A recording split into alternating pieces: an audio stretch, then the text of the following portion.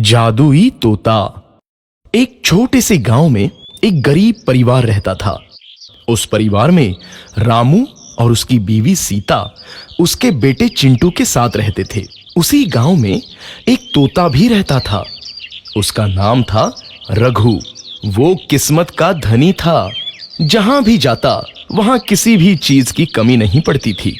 एक दिन रघु उड़ते उड़ते उस गरीब परिवार के घर गया। रघु सोचता है, अरे वाह, लगता है यहाँ आज बहुत अच्छा खाना मिलेगा। मैं पेट भर के खाऊंगा। वो एक कटोरी में रखे अमरूद देखता है। अरे वाह, अमरूद, मुझे तो ये बहुत पसंद है। मैं तो इसे पेट भर के खाऊंगा। रघु तोता अमरूद खाने ही लगता है। तभी सीता रघु को अमरूद खाते देखती है तो गुस्सा हो जाती है और उसे वहां से भगा देती है। भाग यहाँ से, न जाने कहां से आ जाते हैं। मैं तो परेशान हो गई हूं इनसे। सीता के भगाने के बाद रघु चुपचाप से एक कोने में रहता है। धीरे धीरे उस परिवार की बरकत होने लगती है। एक दिन रामू और सीता खाना खाते वक्त बातें करते हैं। आजकल हमारी बहुत तरक्की हो रही है, काम भी अच्छा चल रहा है। रामू कहता है। इस पर सीता कहती है, सच कहा, भगवान हमेशा ऐसे ही हम पर मेहरबान रहे। बेटा चिंटू भी कहता है, पिताजी, मुझे खिलौना लेके दो ना, मेरे सभी दोस्तों के पास है। रामू कहता है, ठीक है, जरूर लाऊंगा। सीता कहती है, कितने खुश है सब, मेरे परिवार को किसी की नजर ना लगे। एक तरफ ऐसी बातें होती हैं तो दूसरी तरफ रसोई में रघु तोता भी अमरूद खाते रहता है। मजा आया, अमरूद खाया, मजा आया, अमरूद खाया, मजा आया। तभी सीता रसोई में आती है और रघु तोते को अमरूद खाते देख बहुत गुस्सा होती है। सीता रघु को बाहर निकालने के लिए पिंजरे में अमरूद रखती है। रघु जब अमरूद खाने लगता है तो पिंजरे का दरवाजा बंद हो जाता है और वो उसमें फंस जाता है।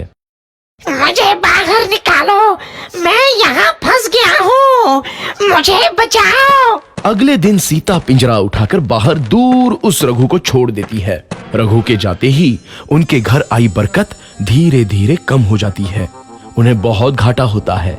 सीता कहती है, ये क्या हो रहा है, अचानक इतना कैसे बदल गया? अभी तक तो सब कुछ अच्छा चल रहा था। रामू कहता है, लगता है भगवान हम पर रूठ गए हैं। चिंटू भी कहता है, लगता है अब मुझे खिलौने भी नहीं मिलेंगे। और वो रोने लगता है और बाहर चला जाता है। कुछ दिन बाद रघु तोता फिर से उस घर में आता है। वापस आया, मैं वापस आया, अब मैं जमकर अमरूद खाऊंगा। रघु सीधा रसोई घर में चला जाता है और अमरूद खाने लगता है। कुछ देर बाद सीता रसोई में आती है और रघु को देख कहती है, एक तो घर में पहले से इतनी दिक्कत चल रही है और ऊपर से ये तोता मुझे और परेशान कर रहा है।